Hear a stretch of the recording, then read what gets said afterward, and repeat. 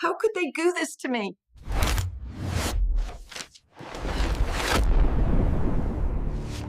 My children called it love. My lawyer called it theft. For my 70th birthday, my son Liam and daughter Chloe handed me a beautiful embossed envelope. They smiled, the picture of filial devotion, waiting for me to discover their surprise. The surprise wasn't the check I'd half expected, but a stark, computer-printed notice of a significant overdraft on an account I had long ago seeded with my husband's life insurance. In that quiet moment, surrounded by wrapping paper and the scent of cake, I finally understood that for years, my children hadn't been accepting my love. They had been liquidating it. My fingers, which had grown stiff with age, felt suddenly numb around the crisp edge of the bank notice. The paper was cold, a stark contrast to the warmth of the tea mug beside me. Across the dining room table, Gregory's smile was a polished veneer, the same one he used for potential investors. Amanda, my daughter, sat beside him, her head tilted in that familiar gesture of affectionate concern, a look she had perfected over the years. They watched me, waiting for the gasp of delight, the happy tears of a grateful mother on her 70th birthday. They had no idea what I was truly reading. The words were plain, devoid of sentiment. Insufficient funds, overdraft fee assessed. The numbers swam before my eyes, a negative balance so deep it felt like a grave. This was the account Richard, my late husband, had so carefully established, the one he called my rainy century fund. It was meant for emergencies, for true independence, for dignity. I lowered the paper, placing it carefully beside a plate smeared with buttercream icing. The festive scent of sugar and vanilla suddenly seemed sickeningly sweet. "Well," Gregory prompted, his voice smooth as honey, "you've been staring at that for ages, Mom. Good news, I hope." I looked from his expectant face to Amanda's. "This account," I said, my own voice sounding distant, a stranger's in my own home. "The Union Fidelity account. It's overdrawn." The shift in the room was immediate and subtle, like a change in barometric pressure before a storm. The smiles didn't vanish, but they tightened at the edges. Gregory let out a short, dismissive laugh. Amanda reached across the table, her manicured fingers covering my hand. Her touch was meant to be comforting. It felt like a trap. "Oh, Mom," she cooed, her voice dripping with practiced sympathy. "You must have misread it. Let me see." Before I could protest, she slid the paper from under my fingers. Her eyes, the same blue as her father's, scanned the notice. She exchanged a swift, imperceptible glance with her brother. It was a look I had seen 1,000 times, but never truly understood until that moment. It was the look of collaborators, of co-conspirators. "It's just a bank error, Helen," Gregory said, leaning forward, his tone shifting to one of patient authority. He'd stopped calling me Mom. "You know how they are. Well, sort it out on Monday. Don't you worry your head about it." "It says thousands," I whispered, the number sticking in my throat. How could it be thousands overdrawn? "We've had to move some things around lately," Amanda said quickly, folding the paper and tucking it into her purse with an air of finality. "For your expenses. The property taxes, the roof repair last spring. You know how it is. It gets complicated." The roof repair? I remembered that. Owen, my youngest, had offered to do it for the cost of materials, but Gregory had insisted on hiring his own project manager, a man who charged 3 times the price and left shingles littering my azalea bushes for a month. They had told me it was all taken care of. They had told me not to worry. "We handle these things so you don't have to," Gregory added, rising from his chair to collect the empty plates. The performance was over. He was already moving on to the next act, the dutiful son cleaning up after the party. "That's what family is for. We look after you." They moved around me with a fluid, practiced efficiency, clearing the remnants of the celebration. They wrapped the leftover cake, washed the fine china I only used for special occasions, and chattered about their lives. Amanda's upcoming trip to the coast, Gregory's promising new venture. I remained seated at the head of the table, a forgotten queen in a dismantled court. Their words became a meaningless hum. My mind was racing, spooling backwards through years of similar conversations, of vague explanations and gentle dismissals. The loan for Gregory's first failed startup, the investment in Amanda's decorating business, the constant bleeding drain disguised as filial support, as love. Every check I'd signed, every transfer I'd approved at their urging, every time I'd pushed aside a flicker of doubt because I wanted to believe in their goodness, it all coalesced into a single ugly truth. They had not been protecting me from the complexities of finance. They had been protecting their access to it. When they finally stood at the door, ready to leave, they hugged me. Gregory's embrace was brief and proprietary. Amanda's was lingering, her lips brushing my cheek. "Get some rest, Mom," she whispered. "Don't think about that silly paper. We love you." I stood in the doorway and watched them get into their expensive cars, their taillights shrinking into the darkness. The night was quiet. I closed the door, and for the first time, I turned the deadbolt. The solid clack of the lock echoed in the silent house. It wasn't just a piece of metal sliding into a frame. It was the first stone being laid in a new wall, the first line drawn in a battle I never knew I was fighting. The empty envelope hadn't been a birthday gift, it had been a summons. Sleep did not come easily. I spent the night drifting in that shallow, gray space between waking and dreaming, the numbers from the bank notice flashing behind my eyelids like a broken neon sign. By dawn, a cold resolve had settled in my bones. The deadbolt on the front door was a small act of defiance, but it was not enough. I needed answers, not platitudes. I decided to call Gregory, bypassing Amanda's softer, more convoluted approach. I wanted the architect of the problem, not his publicist. I dialed his number before the kettle had even finished boiling. He answered on the second ring, his voice professionally bright. "Helen, everything okay? You're up early." "I'm fine, Gregory," I said, keeping my tone level. "I'm calling about the Union Fidelity account. I want to see the statements for the past year." A pause. It was brief, but it was laden with 1,000 unspoken calculations. When he spoke again, the brightness was gone, replaced by a deep, weary sigh. The sigh of a man burdened by an impossible parent. "Mom, we went over this last night," he said, his voice laced with an almost theatrical patience. "It's handled. It's just some wires getting crossed at the bank. Amanda and I are on top of it. You don't need to add this stress to your plate." "It's my plate, Gregory, and my money," I countered, a sharpness in my voice that surprised even me. "I want to see the statements." Another sigh, heavier this time. All right. Look, I'm in the middle of something right now. How about this? Amanda and I will swing by after lunch.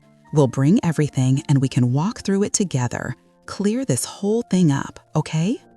He made it sound like a concession, a generous gift of his precious time.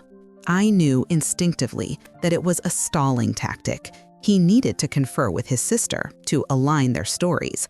But I agreed, fine, after lunch. They arrived together, a united front. Amanda carried a leather portfolio, and Gregory carried a pot of orchids, a classic peace offering. They moved into my living room with the easy familiarity of owners, Amanda fluffing the cushions on the sofa, Gregory adjusting a picture frame that had been perfectly straight for 10 years. They were re-establishing their territory. They sat me down in my own armchair, placing themselves on the sofa opposite me, like a panel of judges. "Okay, Mom," Amanda began, her voice gentle as she opened the portfolio. She spread a few loose papers on the coffee table. They were not official bank statements, I noted, but printouts from some kind of accounting software, full of charts and figures that meant nothing without context. "We wanted to show you where everything is going. It's just more expensive to maintain things than it used to be." I pointed to a large withdrawal from 3 months prior. "What was this for? It's over $10,000. Gregory and Amanda exchanged that glance again. It was the same one from my birthday party, a silent, seamless communication. "That was for the new furnace," Gregory said smoothly. "Remember? The old one was on its last legs. We had that long talk about it in the kitchen. You were worried about it breaking down in the middle of winter." I frowned. We had talked about the furnace, yes, but I distinctly recalled Owen calling me, warning me that the company Gregory wanted to use was notorious for overcharging. He'd offered to come and inspect it himself. But when I'd mentioned Owen's name, Gregory had become angry, accusing me of not trusting him. The conversation had ended there. I had never approved the replacement. "I don't remember agreeing to that specific company," I said slowly. Amanda reached out, patting my knee. Her smile was full of pity. "Mom, you do forget things sometimes. It's perfectly natural. Remember last month when you thought you'd lost the car keys and they were in your coat pocket the whole time?" The comment was delivered so sweetly, so reasonably, that for a moment my own mind felt like a treacherous fog. I had misplaced my keys. It was true. But what did that have to do with $10,000? They were connecting two unrelated events, using a small, harmless lapse to invalidate a serious, legitimate question. "That's why we've been taking care of the bigger decisions," Gregory chimed in, leaning forward earnestly. "It's too much for you to keep track of. It's a burden we're happy to take on. We're a team. We're looking out for you." My love for them, which had been the bedrock of my life, suddenly felt like the walls of a beautifully decorated prison. Every act of care was another bar on the window. Every offer to handle things was the turn of a key in the lock. They weren't my children, they were my wardens, and they were convincing me that my cage was a sanctuary built for my own protection. After they left, promising to straighten out the mess with the bank, the house felt contaminated by their cloying concern. The orchids Gregory had brought sat on the mantelpiece, their exotic, perfect blooms looking alien and intrusive. I walked into Richard's study, a room I rarely used anymore. It was just as he had left it, neat, ordered, precise. His presence was still strong here, a quiet testament to logic and clarity. My eyes fell upon the bookshelf behind his old desk. Tucked between volumes on tax law and corporate finance was a single, dark green ledger, a book I hadn't seen opened since he passed. Unlike the other books, its spine was free of dust. Someone had handled it recently. I slid it from the shelf. It felt heavy in my hands, solid and real in a world that had begun to feel like smoke and mirrors. Richard believed in documentation. He believed that numbers told a story, and unlike people, they never lied. The whispers of my children had tried to make me doubt my own mind, but Richard had left me a map. And I knew, with a certainty that cut through all the confusion, that the story inside this book would be the truth. The weight of the ledger in my hands was a comfort. It was a physical piece of my husband, a manifestation of the order he cherished. I sat at his old mahogany desk, the leather of his chair cool against my arms, and opened the book. The pages smelled of paper, ink, and time. Richard's handwriting filled the columns, a precise, elegant script that I knew as well as his face. For the 40 years of our marriage, this ledger and its predecessors had been the silent third party in our financial life, the ultimate arbiter of our shared history. Richard had a system, as he did for all things: black ink for income and standard expenditures, blue ink for investments, and red ink, a color he used sparingly, for anything that deviated from the plan. These were the familial obligations, as he called them, money that left the family's core accounts for the benefit of one of the children. Each red entry was dated and annotated in the margins with a single word: gift, loan, or advance. A loan always had a proposed repayment schedule noted beside it. An advance was to be deducted from a future inheritance. A gift was simply a gift, given freely. My hands trembled slightly as I turned the pages, moving past the years when the children were small, when the red ink was reserved for university tuition and first car down payments. I stopped 5 years ago, just after Richard's diagnosis. The clean, sparse pages began to grow crowded. The red ink started to bleed across the columns like a slow-motion hemorrhage. The first entry that snagged my attention was for $50,000, dated 2 months after Richard's funeral. The annotation read, G, Seed Funding, Vance Innovations, Loan. I remembered this. Gregory had come to me, his eyes full of grief and ambition, speaking of a brilliant tech idea that would have made his father proud. He told me he needed $20,000. I'd written the check, my hand shaking, believing I was honoring my husband's memory by investing in his son. But the ledger said 50. I had no memory of that number. My heart began to beat a heavy, painful rhythm against my ribs. I rose from the desk and went to the large filing cabinet in the corner, the one I hadn't opened in years. Inside were boxes of old bank statements, organized by year with Richard's typical precision. I pulled the box from 4 years ago and found the statement for the month in question. And there it was, a single check written to Vance Innovations for $50,000. The signature at the bottom was a shaky, uncertain version of my own. I remembered the day clearly now. Gregory had brought a sheaf of papers for me to sign, a statement documents, he said, and I had signed them all without reading, my mind still fogged with loss. One of them must have been that check. With a growing sense of dread, I returned to the desk, placing the statement beside the ledger. I turned the page. More red. A, down payment, Laurel Lane property. Loan, $100,000. Amanda had told me the bank had been difficult, but that her father-in-law had come through with a generous loan for them. She'd cried with gratitude as she told me. She never mentioned that the loan had come from me. I worked through the night, the only sound the rustle of paper and the quiet ticking of the mantel clock from the living room. Each red entry in the ledger was a fresh wound. I matched them one by one to the withdrawals in the bank statements. A $20,000 gift to Amanda for a kitchen remodel that coincided with her family's trip to Italy. A series of smaller, consistent loans to Gregory marked simply overheads, with no repayment schedule ever noted. The story was horrifyingly clear. They had used my grief and my trust as a key to a vault I never knew was being emptied. They hadn't just taken the money, they had lied, constructing an elaborate fiction of struggles and windfalls, of generous in-laws and understanding banks, all to conceal the simple truth that they were draining their father's legacy and their mother's future. Then I saw it. Tucked between 2 large loans to Gregory was a smaller entry, for Owen. It was for $5,000, marked as a loan for new tools.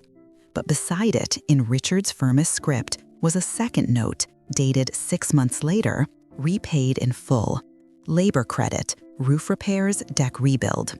And beneath that, a fainter annotation in pencil, added after Richard was gone, in what looked like Gregory's blocky handwriting. Further assistance refused. Uncooperative. It was a lightning strike. The fight that had torn our family apart, the one where Gregory had accused Owen of being selfish and ungrateful, had been over this. Owen had repaid his debt, the only one who had. He had tried to contribute with his hands, with his skills, and had been punished for it, labeled uncooperative because he refused to play their game of taking without consequence. My mind flashed back to the moment I first took the ledger from the shelf, to the clean, dust-free spine. It hadn't been touched by me in years. Someone else had been in this room. Someone else had been consulting this book. Gregory. He must have known exactly what his father had recorded. He knew about the loans, the gifts, the single instance of repayment. He knew, and he had used that knowledge not to honor the record, but to obscure it, to continue the deception. The first rays of dawn were filtering through the blinds, casting long shadows across the sea of papers on the desk. I was no longer a grieving widow or a doting mother. The fog of my so-called forgetfulness had been burned away by the harsh, indisputable light of Richard's accounting. I was the keeper of the evidence. They had called it love, and they had called me forgetful. But Richard, in his silent language of ink and paper, had given it another name. He had called it a debt. The next morning, I did not call my children. I did not make coffee. I sat at Richard's desk amidst the damning constellation of papers and made a different kind of call. The number was for the downtown law firm of Soto Associates. Isabella Soto had handled Richard's estate with a quiet, unshakable competence that I had, at the time, been too numb with grief to fully appreciate. Now I needed that competence. I needed a mind unclouded by love or duty. Her assistant put me through immediately. I explained, in a voice I barely recognized as my own, that I needed to discuss a matter of some urgency regarding my husband's estate. An appointment was made for that afternoon.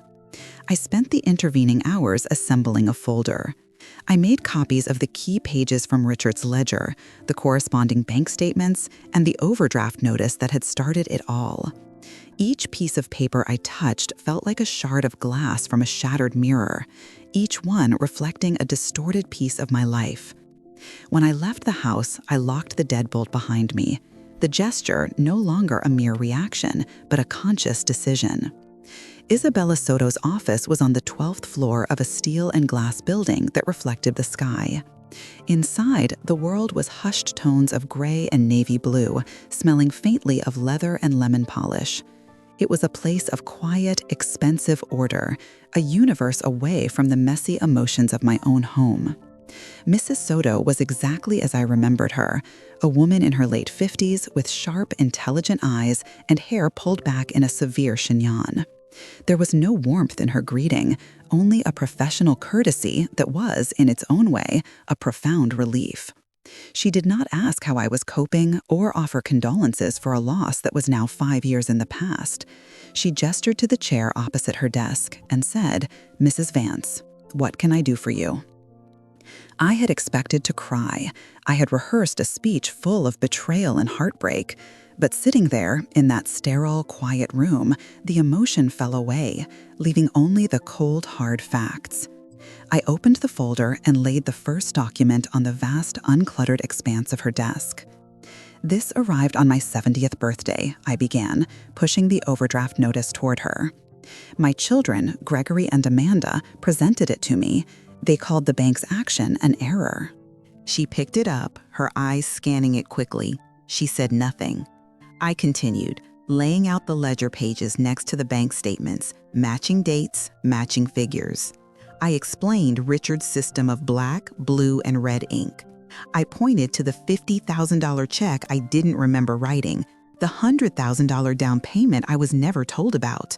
I told her about the furnace, the whispers of my forgetfulness, the way they would exchange glances when they thought I wasn't looking.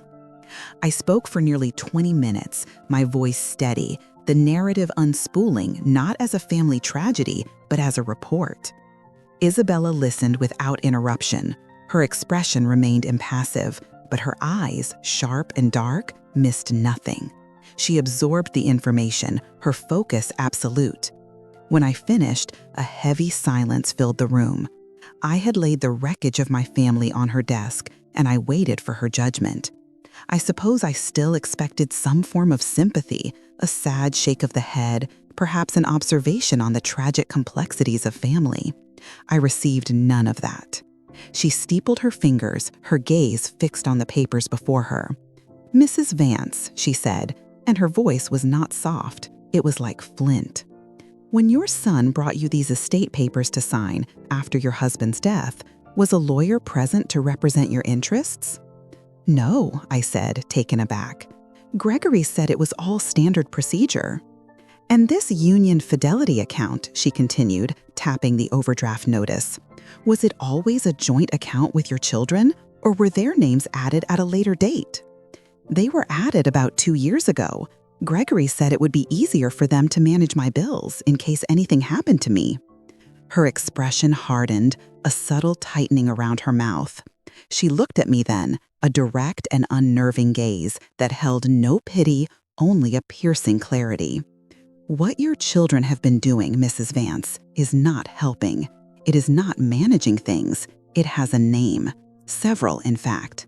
What you've described, the isolation, the fostering of dependency, the manipulation of your trust during a period of extreme emotional distress, particularly following your husband's death, that is a pattern of undue influence. Persuading you to add their names to your accounts for their own benefit, not yours, is a potential breach of fiduciary duty.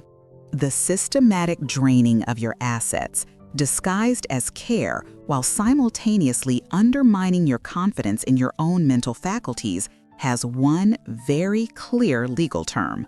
She paused, letting the weight of her words settle in the silent room. It is called financial elder abuse. The phrase landed in my mind with the force of a physical blow. Elder abuse. It was an ugly clinical term, something you read about in pamphlets at the doctor's office, something that happened to other people, frail, confused people, not to me. But as the shock receded, something else took its place, a profound, liberating clarity. The shame I had been carrying, the feeling that I had been foolish or ungrateful or, worst of all, forgetful, evaporated. I was not losing my mind. I was being robbed. The amorphous, suffocating cloud of familial obligation and emotional debt was given a shape, a name, and a place in the criminal code. A stranger had looked at the raw data of my suffering and named the crime. I took a deep breath, the first one that felt like it reached the bottom of my lungs. "What do I do?" I asked. Isabella Soto leaned back in her chair. A switch had been flipped. She was no longer just listening, she was strategizing. "First," she said, her voice crisp and decisive, "we protect what is left. Tomorrow morning, you and I will go to the bank. We will freeze any and all joint accounts. We will open a new account in your name only. We will immediately revoke any power of attorney you may have granted to either Gregory or Amanda. We build a wall, a high one, and we build it now." I nodded, my resolve hardening into steel. The path ahead was terrifying. It meant the end of my family as I knew it. But for the first time in 5 years, it was a path I could see clearly. I had walked into that office a confused and heartbroken mother. I was walking out as a client. I drove home from Isabella Soto's office in a daze, the city streets blurring into a meaningless stream of light and color.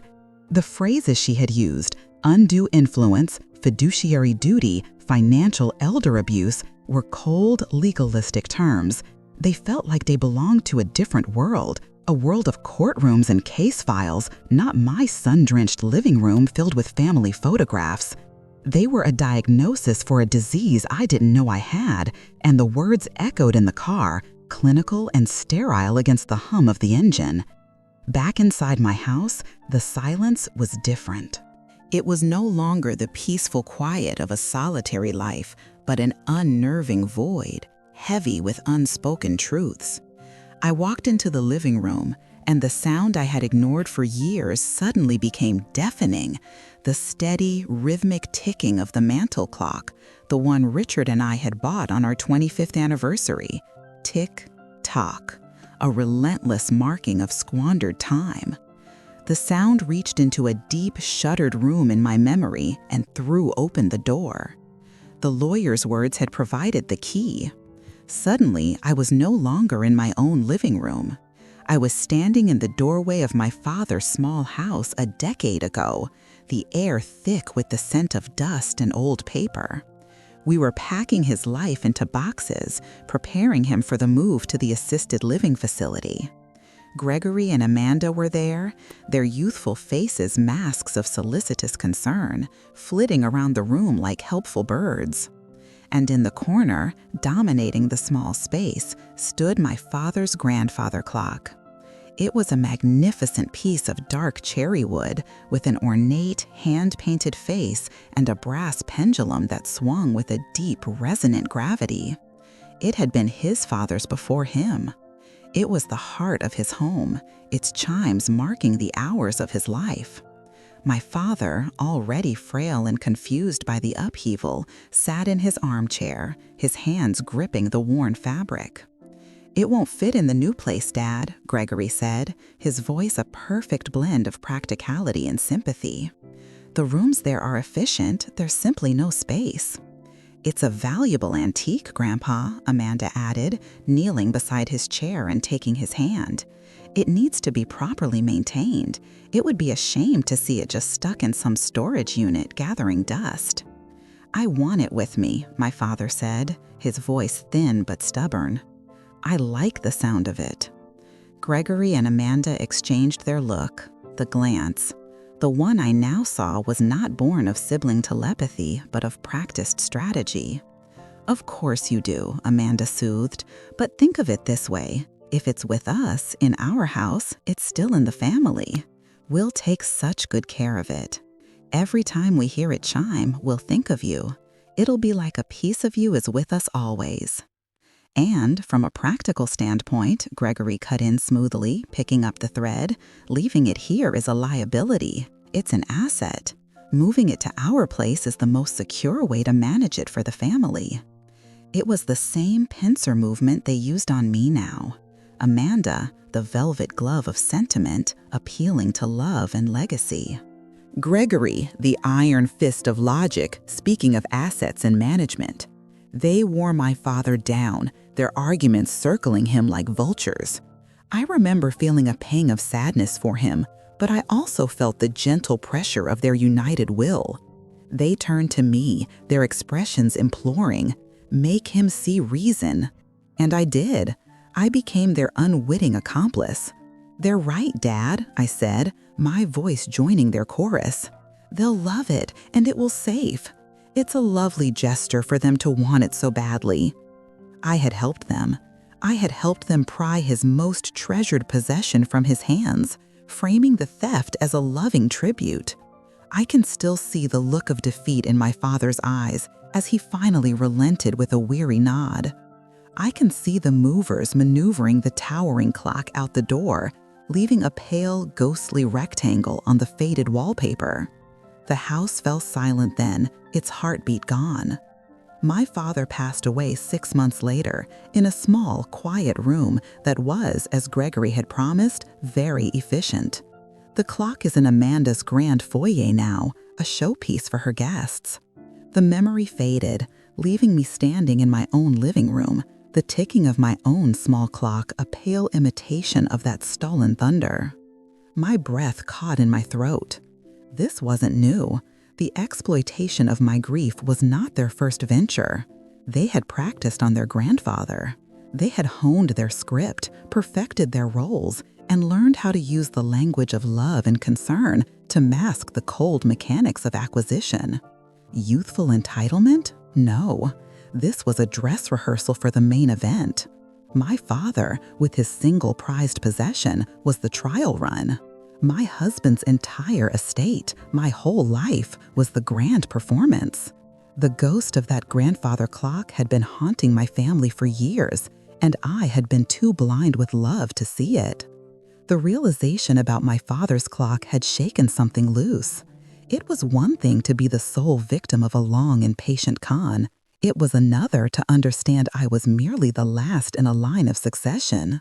My children hadn't become this way overnight. They had practiced.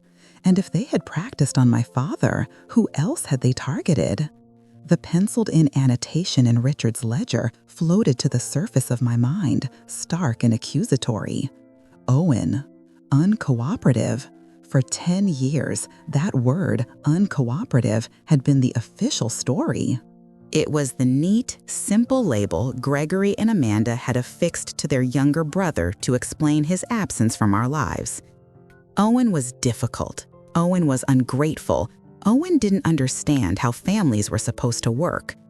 I had accepted their version, in part because the truth was too painful to contemplate, that a rift so deep could be carved by something as vulgar as money. Now, I saw the word for what it was, a verdict delivered by a kangaroo court, and I had been one of the silent, complicit judges. Finding his number was easy enough. I still had it, saved in my old address book, under a name I hadn't spoken aloud in years. Dialing it was one of the hardest things I have ever done. My thumb hovered over the call button, my own pulse thrumming in my ear. What would I say? How do you begin to excavate a decade of silence? The phone rang 4 times, each tone an eternity. I was about to hang up when a man's voice, deeper than I remembered but unmistakably his, answered. "Hello?" "Owen," I said, and my own voice cracked. It's your mother." The silence on the other end of the line was not empty. It was dense and heavy, filled with shock, suspicion, and a decade of accumulated hurt. I could picture him perfectly, standing in his workshop, sawdust on his clothes, a frown creasing the lines around his eyes. "Mom," he finally said. The word was flat, stripped of warmth. "Is everything okay?" "No," I answered, the truth of it raw and simple. "No, it's not. I need to talk to you. I've been going through your father's old ledgers." I heard him take a sharp breath. The ledgers, the one part of our family that could not be manipulated or gaslit. "What about them?" he asked, a cautious curiosity entering his voice. "I found the entry for the tools, the $5,000. I paused, letting the words hang between us. "And I found his note that you had repaid it in full with your labor." Another silence, but this one was different. It was the sound of a long-held breath being released. When he spoke again, the bitterness that had coated his voice was gone, replaced by a profound weariness. "He knew," Owen said, more to himself than to me. "Dad always knew." "He did," I confirmed, my throat tight. "But I found another note, Owen, a note in pencil written by Gregory. It said, 'Further assistance refused, uncooperative.'" He let out a short, harsh laugh, a sound utterly devoid of humor. "Yeah, that sounds about right. Uncooperative, that was their favorite word for me." And then the story came tumbling out, not in a rush of anger, but with the resigned cadence of a man telling a tale he has replayed in his own mind 1,000 times. He told me about the loan, how he had been explicit with Richard that he would pay it back not in cash, which he didn't have, but in work on the house, which was badly needed.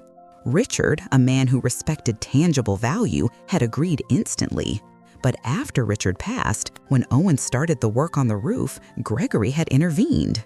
"He told me that sweat equity was a joke," Owen recounted, his voice low. "He said I was trying to get out of my obligation. He wanted cash. He and Amanda had a list of things they needed, a family fund they called it. I told him my deal was with Dad and I was honoring it. That's when he lost it. He told me I wasn't a team player, that I was selfish. Amanda backed him up," Owen continued. "She told me I was embarrassing them, that I made the family look poor by climbing up on the roof myself instead of hiring professionals like Gregory. It was never about the money, Mom. It was about control. My way of paying the debt was honest and self-sufficient. It wasn't their way. It couldn't be controlled by them, couldn't be diverted into their accounts, so it was wrong. I was wrong. I was uncooperative." Every word he spoke fit perfectly into the mosaic of deception I had uncovered. My children didn't value work. They valued liquidity. They didn't value integrity. They valued compliance. Owen's refusal to turn his tangible skill into cash they could spend was a rebellion they could not tolerate. So they exiled him. They rewrote the family history, casting him as the prodigal son who had turned his back on them, when all along they had been the ones to push him out the door for the crime of being his father's son, not theirs. "I believed them," I whispered, the shame of it a physical weight. "Owen, I am so sorry. I let them turn me against you." "They're good at what they do," he said, and for the first time I heard not anger, but a sad, distant pity. "They've been practicing for a long time." We spoke for another hour, filling in the gaps of a lost decade. I told him everything, the overdraft, the gaslighting, the meeting with the lawyer. He listened patiently, His silence a form of validation more powerful than any apology. For 10 years, I had mourned a son I thought I'd lost to bitterness and pride. The truth was, I had lost him to a lie. A carefully constructed, ruthlessly executed lie. And now, in the wreckage of that lie, I was finding him again. The conversation with Owen solidified my resolve. My grief over the family I thought I had was still a raw, open wound, but beneath it, a foundation of cold, hard anger was beginning to set. The next morning, I met Isabella Soto at the main branch of Union Fidelity Bank, the very institution whose notice had ignited this firestorm. The building was an imposing temple of commerce, all marble floors and soaring ceilings, designed to make the individual feel small and insignificant. For the first time in a long time, I did not. Isabella moved through the space with the brisk, commanding presence of a general inspecting her troops. There was no waiting in line. We were ushered into a quiet back office where a nervous-looking bank manager named Mr. Harris met us. He recognized me. Of course, I had been a customer for 40 years. His smile was polite but strained. "Mrs. Vance, a pleasure," he began, "and Mrs. Soto, how can I help you today?" Isabella did not return the smile. She placed her briefcase on his desk and opened it with a precise click.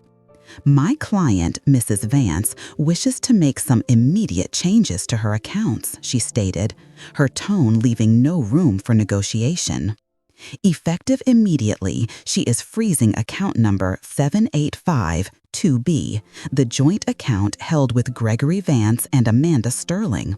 All automatic payments from this account are to be halted." Mr. Harris blinked. "Freeze it? But Mr. Vance was just in last week to arrange a wire transfer." "I'm sure he was," Isabella said, her voice dry.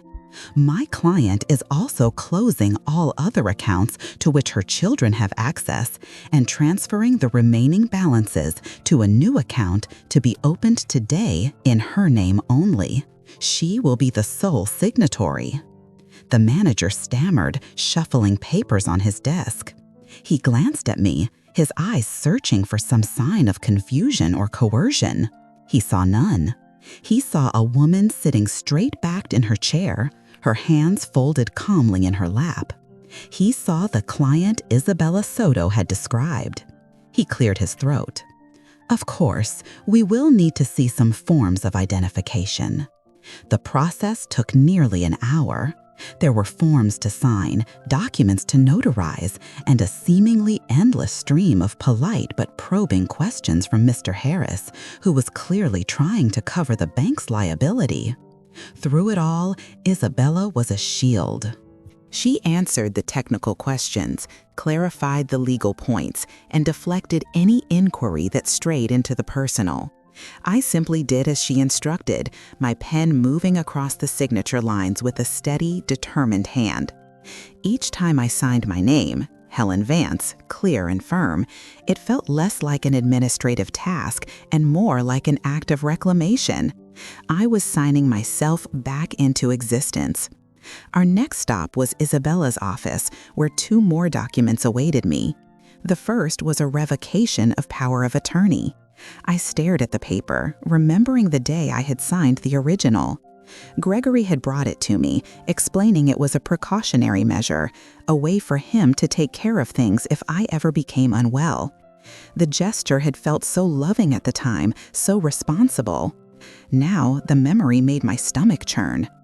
I signed the revocation with a single angry slash of ink. The second document was more complex, a draft of a new last will and testament. Isabella walked me through it, clause by clause. The language was dense and legalistic, but the intent was crystal clear. My previous will, drafted years ago with Richard, had divided my estate equally among my 3 children. This new version was starkly different. It established a trust for my own long-term care first and foremost. It left Owen the house and a significant share of the remaining assets. And for Gregory and Amanda, They were named, but what they were left with was a testament to Richard's meticulous record-keeping. The will stipulated that any inheritance they were to receive would first be reduced by the total sum of all loans and advances recorded in Richard's ledgers, adjusted for inflation. Isabella had already done a preliminary calculation. Their combined gifts and loans far exceeded their share of the estate. In essence, they had already received their inheritance, and then some. They were being disinherited not by my anger, but by their own avarice, documented in their father's hand. "This is an ironclad document, Helen," Isabella said, her voice softer than I had yet heard it. "It is clear, it is specific, and it is based on documented evidence. They will have no grounds to contest it by claiming you were not of sound mind." I signed it. As my pen scratched across the heavy paper, I felt the last of the fog lift. I had spent years in a house with unlocked doors, believing that love was enough of a security system. I now understood that for some people, an unlocked door is not an invitation, it is an opportunity. Today, I had changed the locks. I had barred the windows. I had built a fortress of paper and ink with high, strong walls that no amount of feigned affection or manufactured concern could ever breach again. The work was quiet, done in sterile offices and signed with a simple pen, but it was the most profound declaration of war I had ever made. The call came a week later, a week of blessed, unnerving silence. I knew the quiet wouldn't last. My actions at the bank would take a few days to ripple through their accounts. A declined credit card here, a bounced check there. They would be confused at first, then annoyed, and finally they would come to the source. The call, when it came, was from Amanda. Her voice was a symphony of strange nonchalance. "Mom, how are you? I feel like I haven't talked to you in ages," she chirped, the lie hanging in the air between us. "I'm very well, dear," I replied, my voice calm and even. I had been rehearsing this moment. "Listen," she continued, "Gregory and I were thinking of stopping by this evening. Greg has some wonderful news about his new project, and we wanted to celebrate with you. We'll pick up that pasta you like from Giovanni's." It wasn't a question. It was a notification. They were coming. The wonderful news was the pretext. The real reason was that the money had stopped flowing, and they were coming to turn the faucet back on. "That sounds lovely, Amanda," I said. "I'll look forward to it." I spent the afternoon preparing, not for a celebratory dinner, but for a final act. I moved through my own home with the focus of a stage manager, setting the scene. I chose my costume carefully, a simple cashmere sweater set, elegant and understated. The uniform of the gracious, slightly naive matriarch they expected me to be. I was no longer an unwitting participant in their play. I was now a fellow actor, and I intended to give the performance of a lifetime. They arrived precisely at 7, bearing foil containers of pasta and a bottle of expensive wine. They were a flawless picture of filial devotion. Gregory kissed my cheek, his smile broad and confident.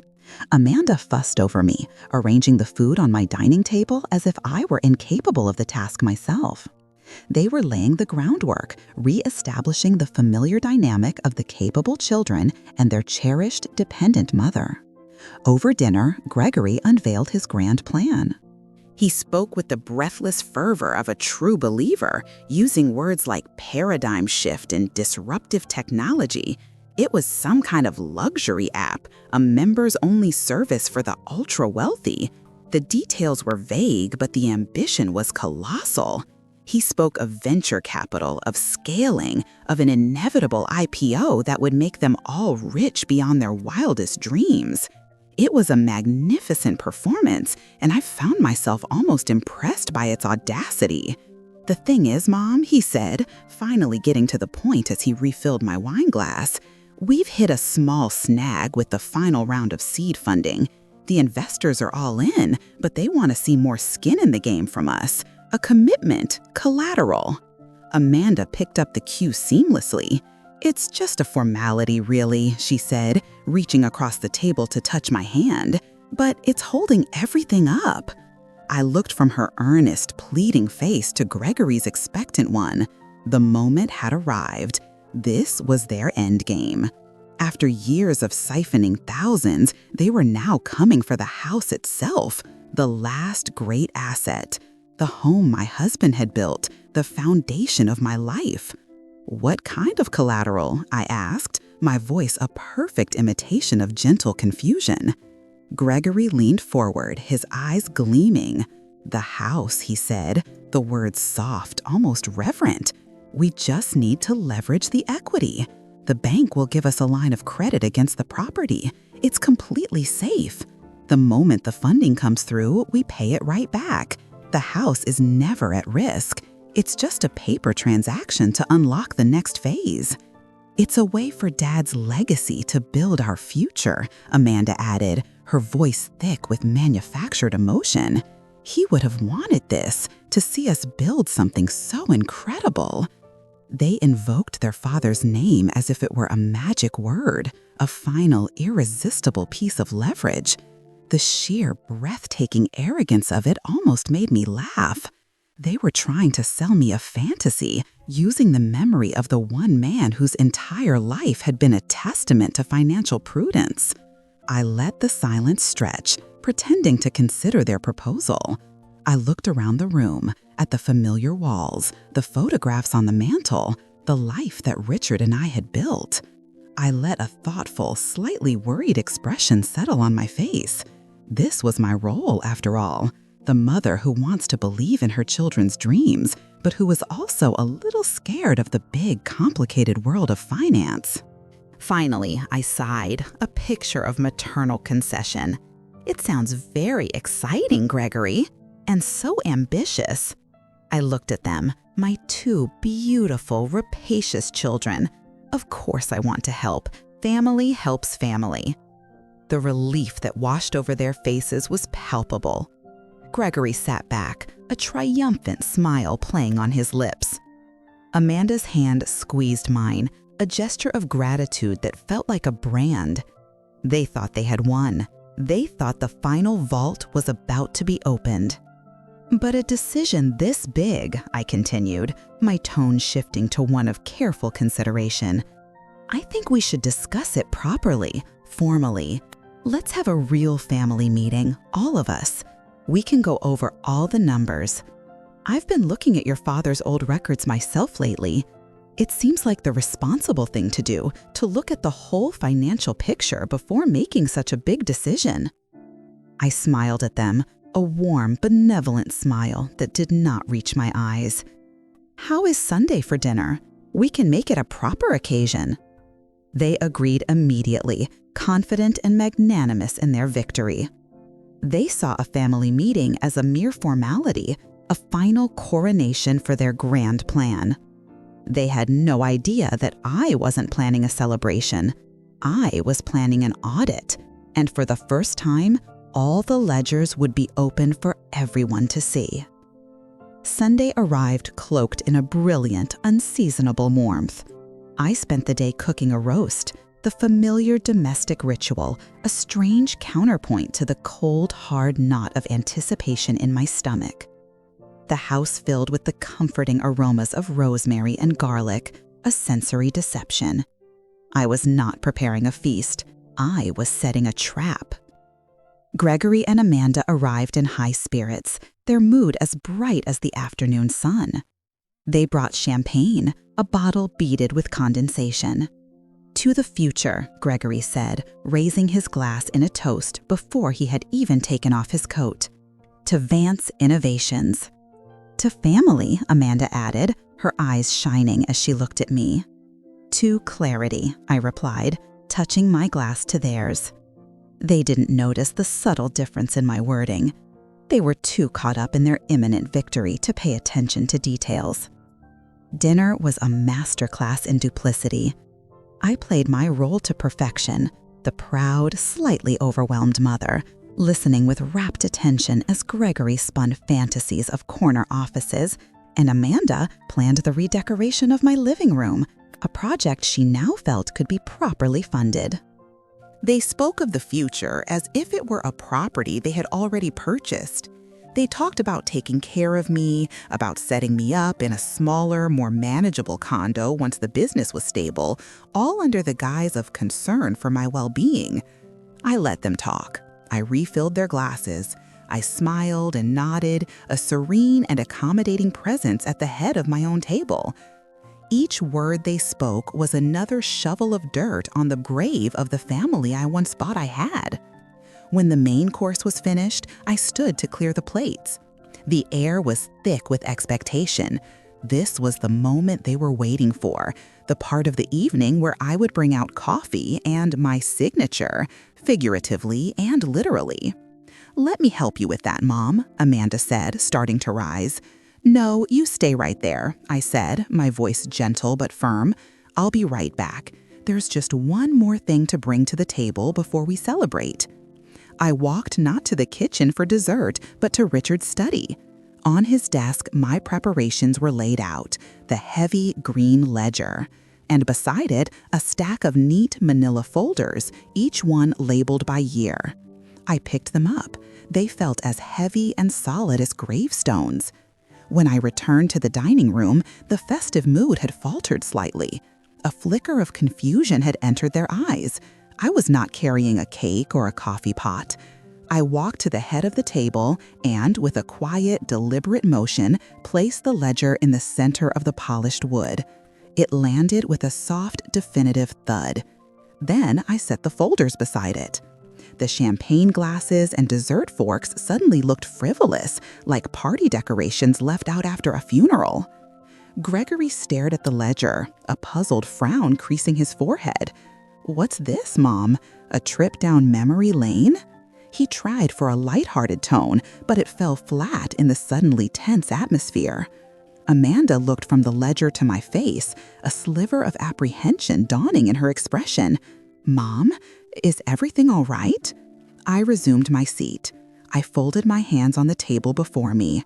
My heart was beating a steady, determined rhythm. The performance was over.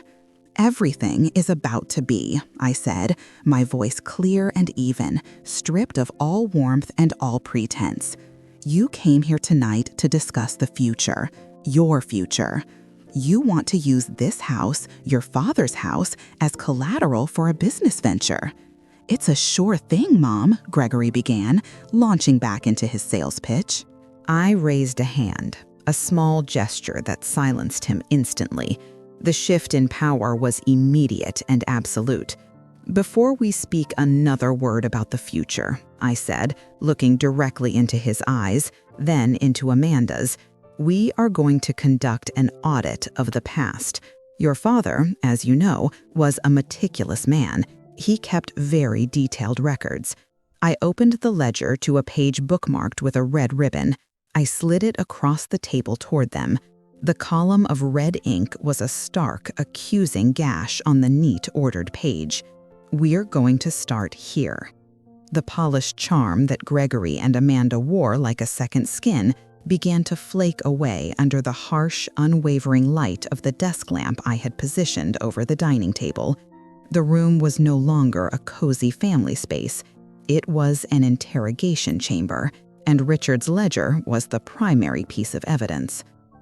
"Let's begin with the $50,000 check to Vance Innovations," I said, my voice dispassionate. I opened the first manila folder and slid a copy of the bank statement across the table. It landed next to Gregory's champagne glass. "Your father's ledger records this as a loan. You told me you needed $20,000 for seed money. I don't recall approving this higher amount. Do you?" Gregory stared at the paper, his face paling. That was an administrative error at the bank. I sorted it out later." The excuse was flimsy, pathetic. "There is no record of $30,000 ever being returned to the account," I countered, my gaze unwavering. "Let's move on. Amanda," I turned to my daughter, whose smile had frozen into a brittle rictus. I opened the second folder. "Your down payment for the Laurel Lane house, $100,000. Recorded here," I tapped the ledger, "as an advance. You told me your father-in-law had given you the money.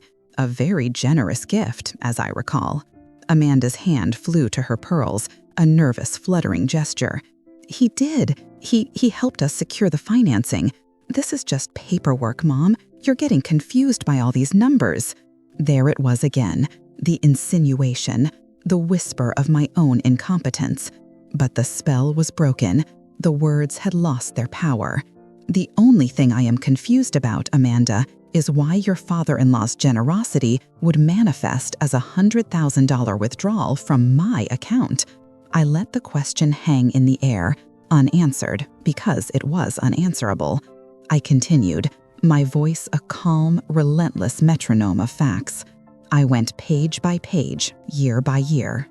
Each folder I opened was a new exhibit. The kitchen remodel that paid for a European vacation, the recurring, vaguely defined overhead costs for Gregory's string of failed ventures, the joint credit card statements showing thousands spent at luxury boutiques and high-end restaurants, all under the guise of household expenses. I laid out the receipts for their love, and the cost was staggering. Their initial defense was denial, a flurry of disjointed explanations and accusations of my failing memory. But the evidence was too precise, too overwhelming. Richard's meticulous script was a witness from beyond the grave, and his testimony was irrefutable. Panicked denial curdled into sputtering indignation. "This is insane," Gregory burst out, pushing his chair back from the table. "You're acting like we did something wrong. We were helping you manage everything. We sacrificed so much to take care of you after Dad died," Amanda cried, her voice rising with hysteria. "Is this how you thank us? By putting us on trial?" The masks were not just slipping, they were being torn away. Beneath the veneer of loving concern was a raw, ugly entitlement I had refused to see my entire life. They genuinely believed they had done nothing wrong. In their minds, my money was their money. My husband's legacy was their slush fund. They weren't thieves, they were heirs, collecting their inheritance in advance. "Sacrifice?" I asked, and the single word was colder than ice. "Was it a sacrifice, Gregory, to use your father's life insurance to fund a business you ran into the ground? Was it a sacrifice, Amanda, to use my savings to pay for your children's private school tuition while telling me you were struggling?" "We were entitled to it," Gregory shouted, his face contorted with rage. "It's our money, eventually. We were just using it to build a life Dad would have been proud of." That was the moment my heart finally, irrevocably broke, not with sadness, but with the clean, sharp snap of finality. He had said it, the quiet part, the ugly, central truth of their entire philosophy. They were not my children, and I was not their mother. I was a resource, a line of credit. And now that the resource was being cut off, I had become the enemy. "Your father," I said, my voice dropping to a near whisper, though it cut through the room like a razor, "would be ashamed. He spent his life building a foundation of security for this family, for me. A foundation you have spent the last 5 years systematically dismantling for your own selfish gratification. You didn't just take my money, you took his memory and you defiled it. You used it as a cover for your own greed." I stood up, the authority in the room now entirely my own. The audit was complete. The final balance had been tallied. They looked up at me, their faces a mixture of fury and disbelief. They still didn't understand. They were like spoiled children who, upon being told no for the first time, could only react with a tantrum. They were not sorry for what they had done. They were simply furious that they had been caught. The shouting subsided, replaced by a ragged, panting silence. Gregory's face was flushed, a vein throbbing in his temple. Amanda was openly weeping now, not tears of sorrow, but of frustrated rage. They had thrown their tantrum, hurled their accusations, and now they stared at me, waiting. Perhaps they expected me to back down, to be cowed by their anger, to retreat into the role of the conciliatory mother and smooth over the conflict as I had done 1,000 times before. They were waiting for a different woman. That woman was gone. I looked at the mess on the dining table, the scattered folders, the half-empty champagne glasses, the smeared plates from a meal that now seemed like a grotesque parody of family life. I felt no anger. I felt no sadness. All I felt was a profound and weary finality, the kind a surgeon must feel after a long and difficult amputation. The limb was diseased. The cut had to be made. "There will be no line of credit against this house," I said, my voice quiet but carrying the unmistakable weight of a verdict. "There will be no more loans or gifts. There will be no more joint accounts. The financial relationship that you have cultivated with me for the past 5 years is, as of this evening, over." Amanda's weeping hitched into a strangled gasp. "You can't do that," she whispered, as if the very idea were a violation of some natural law. "I can, and I have," I replied. I walked to the sideboard and picked up a single business card that I had placed there earlier. I held it out. "This is the name and number of my lawyer, Isabella Soto. From this point forward, she will handle all communication regarding financial matters or your father's estate. If you have questions about the new terms of my will, you may direct them to her." Gregory stared at the card as if it were a venomous snake. "Lawyer? You got a lawyer?" He sputtered, a fresh wave of disbelief washing over him. The concept that I might seek professional counsel, that I might arm myself with the same tools he so respected in his own world, was anathema to him. It was a betrayal of his assumed authority. "It was the responsible thing to do," I said, echoing the same words he had used on me so many times. "To make sure everything is handled properly." I did not raise my voice. I did not need to. The battle was already over. It had been won days ago in a series of quiet, sterile offices. This dinner was not a confrontation, it was a notification. I was simply reading them the terms of their unconditional surrender. I walked to the front door and opened it. The cool night air rushed in, clearing the stale, toxic atmosphere of the dining room. "It's time for you to leave," I said. They looked at me utterly stunned. They had arrived as conquering heroes, ready to claim the last piece of their kingdom. They were leaving like evicted tenants. Amanda gathered her purse, her movements clumsy, her face blotchy and swollen. Gregory remained frozen for a moment longer, his mind clearly unable to process this new reality. He had lost control of the narrative, and without it, he was nothing. He finally stood, his chair scraping harshly against the wood floor. He walked past me without a word, his shoulders stiff with fury. Amanda followed, pausing at the threshold to look at me one last time, her eyes pleading for a reprieve, for a return to the comfortable fiction we had all inhabited for so long. I met her gaze, and I felt nothing but a vast, empty distance. I did not offer a word of comfort. I did not offer an embrace. I simply waited. She turned and followed her brother into the night. I watched them walk down the stone path to their cars, two strangers who had once been my children. Then I closed the front door. I did not slam it. I closed it softly, deliberately. The deadbolt slid into place with a solid, satisfying click. The sound echoed in the sudden, absolute silence of the house. It was not a sound of anger or of vengeance. It was the sound of a border being secured, the sound of a fortress gate being lowered for the last time. It was the sound of the end of one life and the beginning of another, and it was the loudest, most beautiful sound I had ever heard. After the sound of their car engines faded into the night, the silence they left behind was vast and absolute. I stood in the hallway for a long time, my hand still on the deadbolt, feeling the house settle around me. It was over. I walked back to the dining room. The scene was a tableau of the battle that had just been fought, The abandoned glasses, the accusing ledger lying open in the lamplight, a napkin crumpled on the floor like a casualty of war. Methodically, I began to clear the table. As I scraped the remains of the roast into the bin and rinsed the plates under warm water, the tears I had refused to shed in front of them finally came. They were not tears of anger or even of victory. They were tears of pure, undiluted grief. I was mourning the loss of my children, not the two enraged, entitled strangers who had just left my home, but the children I had carried, raised, and loved for a lifetime. I was grieving for a fiction, for a family that had only ever existed in my own hopeful heart.